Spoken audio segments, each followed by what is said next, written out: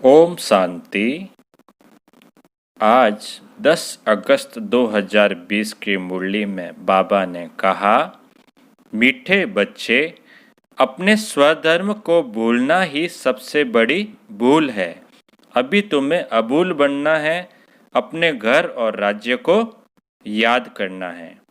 आज की मुरली का प्रश्न है, आप बच्चों की कौन सी अवस्था ही समय के समीपता की निशानी है? उत्तर है, आप बच्चे जब याद की यात्रा में सदा मस्त रहेंगे, बुद्धि का भटकना बंद हो जाएगा, वाणी में याद का जोर आ जाएगा, अपार खुशी में रहेंगे, घड़ी घड़ी अपनी सत्युगी दुनिया के नज़ारे सामने आते रहेंगे, तब समझो समय समीप है। विनाश में टाइम नहीं लगता, इसके लिए याद का चार्ट बढ़ाना है। आज का गीत है, तुम्हें पाके हमने जहान पा लिया है। अब सुनते हैं मुरली विस्तार से। ओम शांति। रूहानी बच्चे इस गीत का अर्थ तो समझते होंगे। अब बेहद के बाप को तो पा लिया है। बेहद के बाप से स्वर्ग का वर्षा मिलता है, जिस वर्षे को कोई भी छीन नहीं सकता। वर्षे का नशा तब चला जाता है जब रावण राज्य शुरू होता है। यह भी ड्रामा बना हुआ है। बच्चों को षष्ठी ड्रामा का भी ज्ञान है। यह चक्र कैसे फिरता है, इनको नाटक भी कहें, ड्रामा भी कहें। बच्चे समझते हैं, बरोबर बाप आकर षष्ठी का चक्र भी समझाते हैं। जो ब्राह्मण कुल के हैं उन्हों को ही समझाते हैं। बच्चे, तुम अपने जन्मों को नहीं जानते हो, मैं तुमको समझाता हूँ।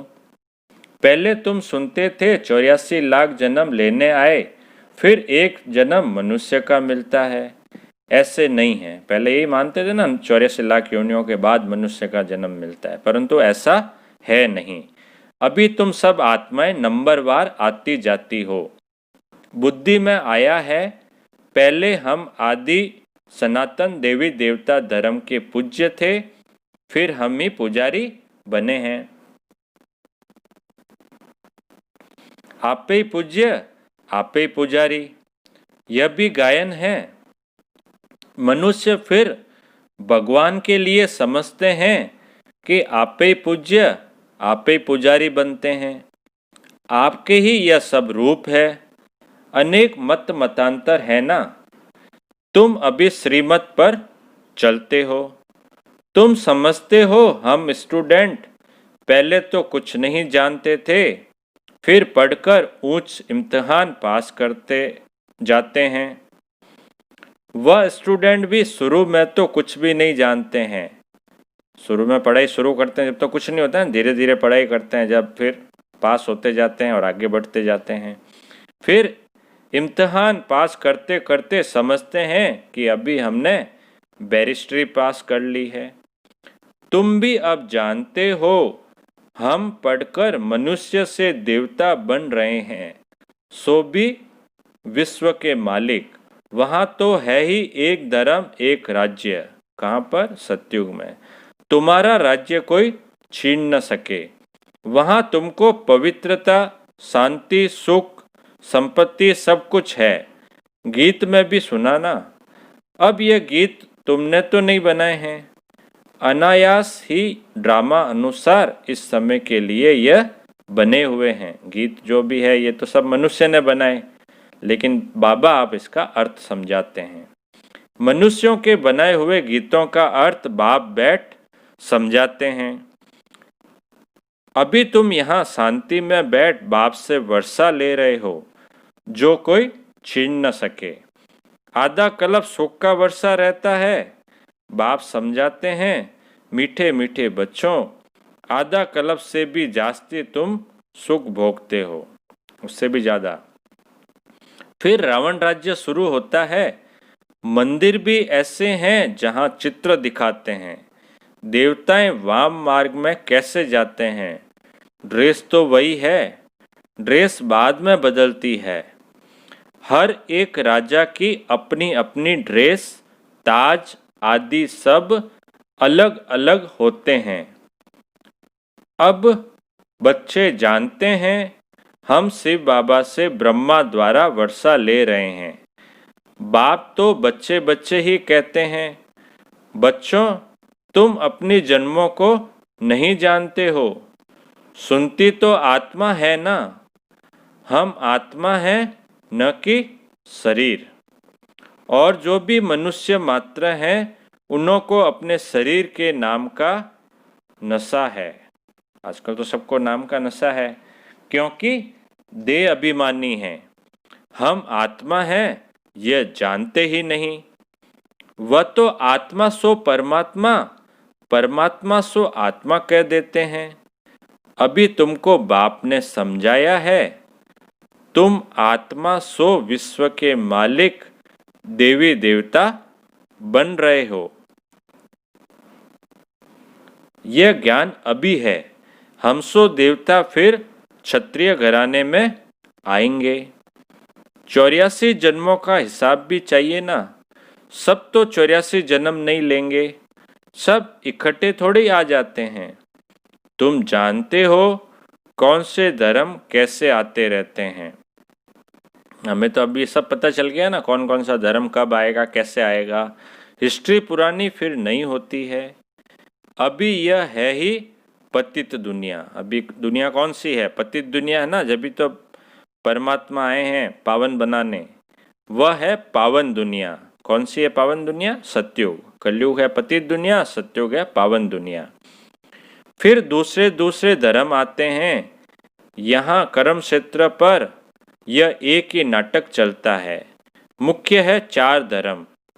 इस संगम पर बाप आकर ब्राह्मण संप्रदाय स्थापन करते हैं।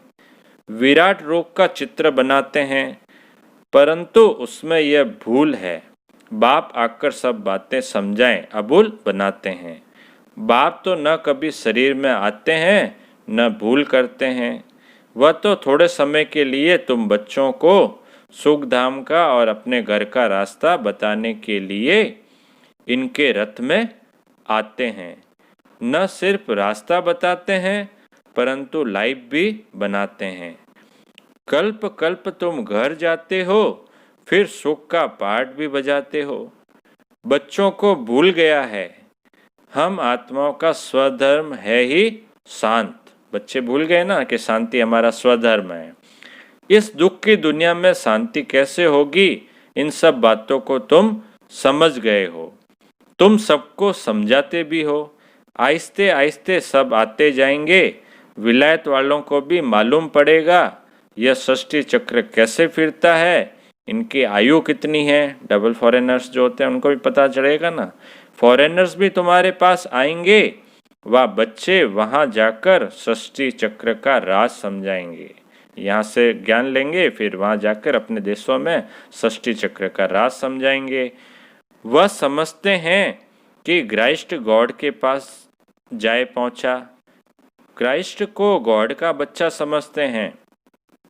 कई फिर यह समझते हैं कि क्राइस्ट भी पुनर्जन्म लेते लेते अभी बेगर है, जैसे तुम भी बेगर हो ना। बेगर अर्थात तमो प्रधान। समझते हैं क्राइस्ट भी यहाँ है, फिर कब आएंगे यह नहीं जानते। तुम समझा सकते हो तुम्हारा धर्म स्थापक फिर अपने समय पर धर्म स्थापन करने आएगा। उनको गुरु नहीं कह सकते, वह धर्म स्थापन करने आते हैं। सदगति दाता सिर्फ एक है। वह जो भी धर्म स्थापन करने आते हैं, वह सब पुनर्जन्म लेते लेते अभी आकर तमो प्रधान बने हैं।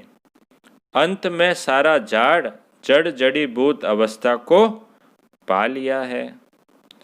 अभी तुम जानते हो सारा झाड़ खड़ा है, बाकी देवी देवता धर्म का फाउंडेशन है नहीं। यह बातें बाप ही बच्चों को बैठ समझाते हैं। तुम बच्चों को तो बहुत खुशी होनी चाहिए। तुमको मालूम पड़ा है हम सो देवी देवता थे, फिर अब बनते हैं। पहले देवी देवता थे, अभी वापस बन रहे हैं। यहाँ तुम आते ही हो सत्यनारायण की कथा सुनने, जिससे नर से नारायण बनेंगे। नारायण बनेंगे तो जरूर लक्ष्मी भी होगी। लक्ष्मी नारायण होंगे तो जरूर उन्हों की राजधानी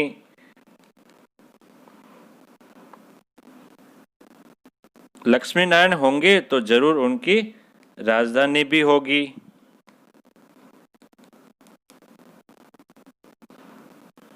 अकेले लक्ष्मी नारायण तो नहीं बनेंगे, लक्ष्मी बनने की अलग कथा थोड़ी है।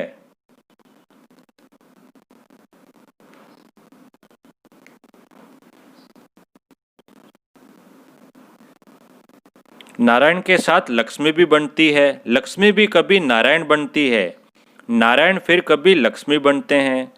कोई कोई गीत बहुत अच्छे हैं, माया के गुटके आने पर गीत सुनने से हर्षितपना आ जाएगा। जैसे तैरना सीखना होता है तो पहले गुटके आते हैं, फिर उनको पकड़ लेते हैं। यहाँ भी माया के गुटके बहुत खाते हैं। तैरने वाले तो बहुत होते हैं, उन्हों की भी रेस होती है, तो तुम्हारी भी रेस होती है उस पार जाने की। मामेकम याद करना है, याद नहीं करते तो गुटखा खाते हैं। बाप कहते हैं याद की यात्रा से ही बेड़ा पार होगा, तुम उस पार चले जाएंगे। तारू मतलब तैराक, कोई बहुत तीखे होते हैं, कोई कम। यहाँ भी ऐसे है, बाबा के पास चार्ट भेज देते हैं, बाबा जांच करते हैं। याद के चार्ट को यह राइट रीति समझते हैं या रॉन्ग समझते हैं। कोई कोई दिखाते हैं हम सारे दिन में 5 घंटा याद में रहा, हम विश्वास नहीं करते, जरूर भूल हुई है। बाबा कहते हैं हमें विश्वास नहीं होता। कोई समझते हैं हम जितना समय यहाँ पढ़ते हैं उतना समय तो चार्ट ठीक रहता है, सेंटर पे आए जब तक ठीक है, स्थिति अच्छी है, बाहर गए वापस स्थिति खराब। परंतु नहीं, बहुत है यहाँ बैठे हुए भी, सुनते हुए भी बुद्धि बाहर में कहाँ कहाँ चली जाती है। लेकिन बाबा कहते हैं ऐसे भी बच्चे बहुत हैं जो सेंटर पर मुरली सुन रहे हैं, योग कर रहे हैं, लेकिन बुद्धि बाहर चली जाती है, पूरा सुनते भी नहीं हैं। भक्ति मार्ग में ऐसे ऐसे होता है। सन्यासी लोग कथा सुनाते हैं, फिर बीच बीच में पूछते हैं हमने क्या सुनाया। सन्यासी लोग भी जब कथाएं चलती है ना तो बीच बीच में पूछते रहते हैं, ताकि उनको लगे कि हाँ सब ध्यान से सुन रहे हैं। देखते हैं यह तवई हो बैठा है तो पूछते हैं, फिर बता नहीं सकते। बुद्धि कहाँ न कहाँ चली जाती है, एक अक्षर भी नहीं सुनते।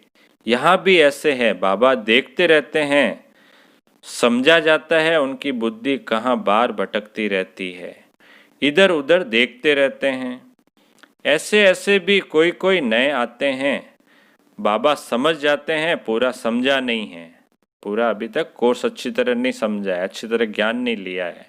इसलिए बाबा कहते हैं नए नए को जल्दी यहाँ क्लास में आने की छुट्टी न दो। इसलिए बाबा हमेशा कहते हैं कि नए नए बच्चों को क्लास में मत बुलाओ, नहीं तो वायुमंडल को बिगाड़ते हैं।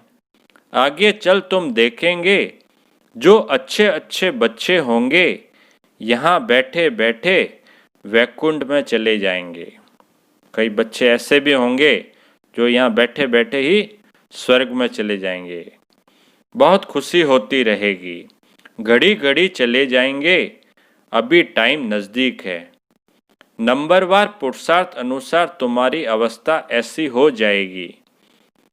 घड़ी घड़ी स्वर्ग में अपने महल देखते रहेंगे, जो कुछ बताना करना होगा उनका साक्षात्कार होता रहेगा। समय तो देख रहे हो कैसे कैसे तैयारियां हो रही है। बाप कहते हैं देखना कैसे 1 सेकंड में सारी दुनिया के मनुष्य खाक में मिल जाएंगे। बॉम्ब लगाया और ये खलास हुए। तुम बच्चे जानते हो अभी अपनी राजा स्थापन हो रही है, बॉम्ब फटेंगे ना, एक बॉम्ब फटा और पूरा वो राज्य खलास, स्थान खलास। अभी तो याद की यात्रा में मस्त रहना है। वह जौहर बनना है जो कोई को भी दृष्टि से तीर लग जाए। ऐसी स्थिति हो अपनी कि अपन दृष्टि दें किसी को तो उसको तीर लग जाए। पिछाड़ी में भीष्म पितामह आदि जैसे को तुमने ही ज्ञान के बाण मारे हैं। जट समझ जाएंगे यह तो सत्य कहते हैं।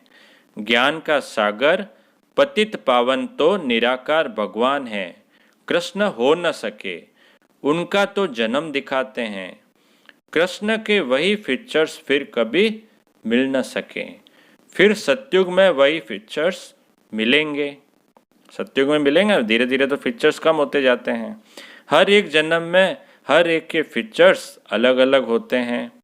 यह ड्रामा का पार्ट ऐसा बना हुआ है। फीचर्स हमेशा अलग अलग होते हैं ना, हर जन्म में हर आदमी की फेस अलग होगा, फीचर्स अलग होंगे। वहाँ तो नेचुरल ब्यूटीफुल फीचर्स होते हैं। कहाँ पर? सतयुग में। अब तो दिन प्रतिदिन तन भी तमो प्रधान होते जाते हैं। पहले पहले सतो प्रधान फिर फिर सतो रजो तमो हो जाते हैं। पहले पहले तो सतो प्रधान थे ना, फिर सतो से रजो, रजो से तमो हो जाते हैं। यहाँ तो देखो कैसे कैसे बच्चे जन्म लेते हैं। अभी कलयुग में तो देखो बच्चों का जन्म होता है, कैसे कैसे बच्चे होते हैं। कोई की टांग नहीं चलती, कोई जामड़े होते हैं, क्या क्या हो जाता है। सतयुग में ऐसे थोड़े ही होता है। वहाँ देवताओं को दाढ़ी आदि भी नहीं होती, क्लीन सेव होती है। सतयुग में तो दाढ़ी भी नहीं होती है, क्लीन सेव होते हैं। नैन चैन से मालूम पड़ता है यह मेल है यह फीमेल है। मेल फीमेल में भी पता नहीं चलता है, वो भी नैन चैन से पता चलता है। आगे चल तुमको बहुत साक्षात्कार होते रहेंगे। तुम बच्चों को कितनी खुशी होनी चाहिए।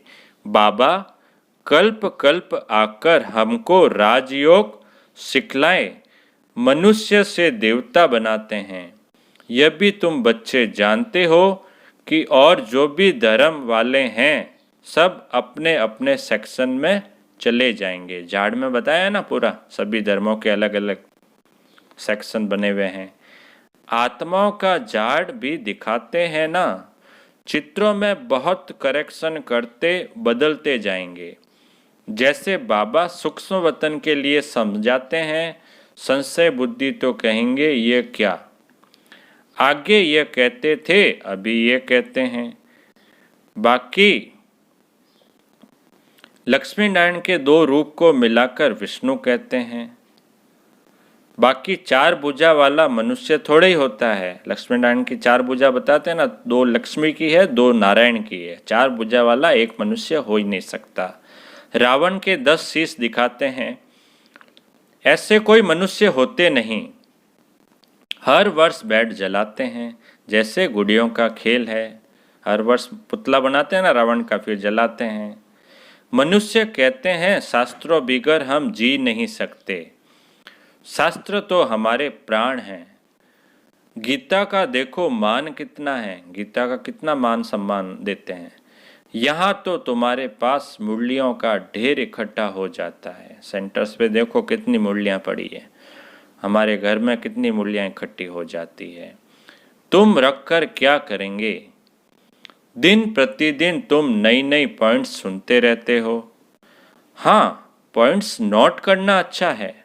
बाबा कहते हैं मुरली में से अच्छे अच्छे पॉइंट्स हैं उनको नोट करो। भाषण करते समय रिहर्सल करेंगे, यह पॉइंट्स समझाएंगे।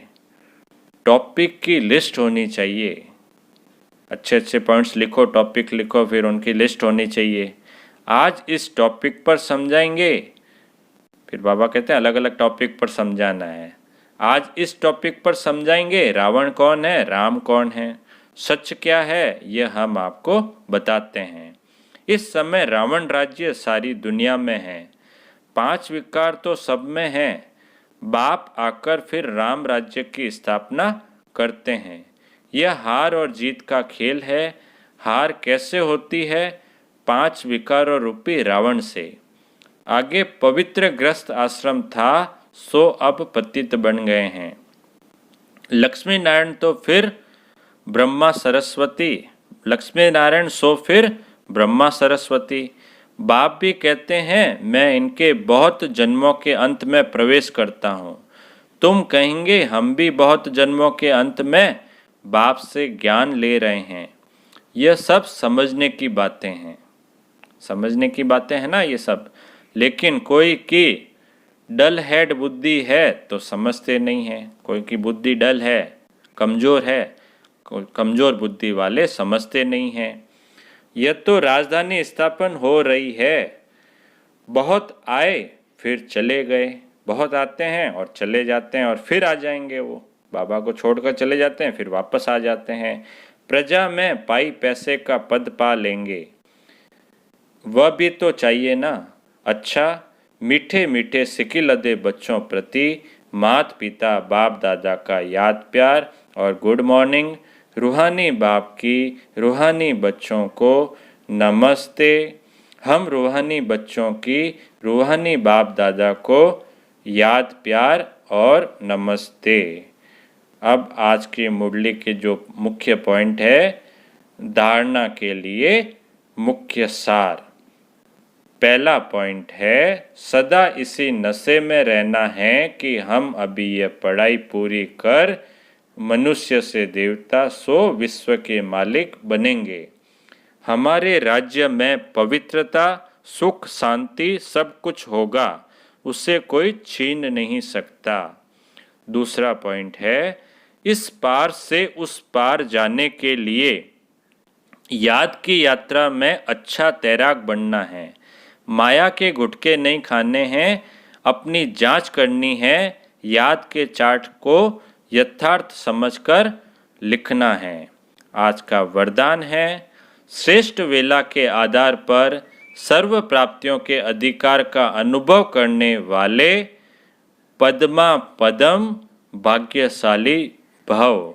विस्तार है, जो श्रेष्ठ वेला में जन्म लेने वाले भाग्यशाली बच्चे हैं वह कल्प पहले की टचिंग के आधार पर जन्मते ही अपनेपन का अनुभव करते हैं। वह जन्मते ही सर्व प्रॉपर्टी के अधिकारी होते हैं। जैसे बीज में सारे वृक्ष का सार समाया हुआ है, ऐसे नंबर 1 वेला वाली आत्माएं स्वर्ग स्वरूप की प्राप्ति के खजाने के आते ही अनुभवी बन जाते हैं।